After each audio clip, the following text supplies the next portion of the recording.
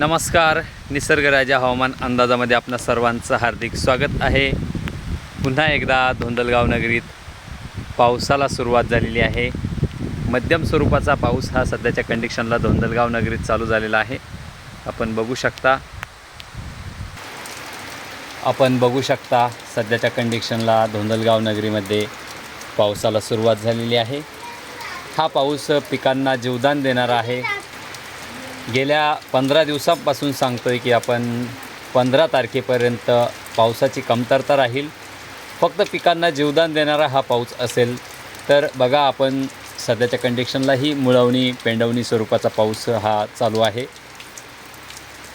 बघा शेतकरी मित्रांनो, हा प्रत्येक गावाला हा पाऊस होत नाही आहे सध्याच्या कंडिशनला, पण लवकरच 15 तारखेपर्यंत पाऊस हा मोठ्या प्रमाणात सक्रिय होईल.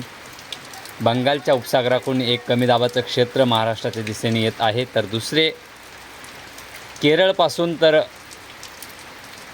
गुजरातच्या बॉर्डरपर्यंत एक पावसाळी टपलाईन बनती आहे आणि जोरदार स्वरूपाचा मुसळधार स्वरूपाचा पाऊस कोकणात आणि सह्याद्री पर्वतरांगांवरती पण होणार आहे. पुढील 15 तारखेला छत्रपती संभाजीनगरच्या प्रत्येक गावाला संध्याकाळपर्यंत 15 तारखेच्या संध्याकाळपर्यंत प्रत्येक गावाला पाऊस झालेला असेल. असं एकही गाव सुटणार नाही ज्या गावाला पाऊस होणार नाही. प्रत्येक गावाला पाऊस होणार आहे 15 तारखेपासून.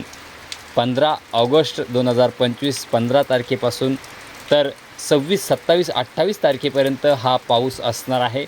मध्ये 20-21च्या आसपास थोडा पावसाचा जोर कमी होईल.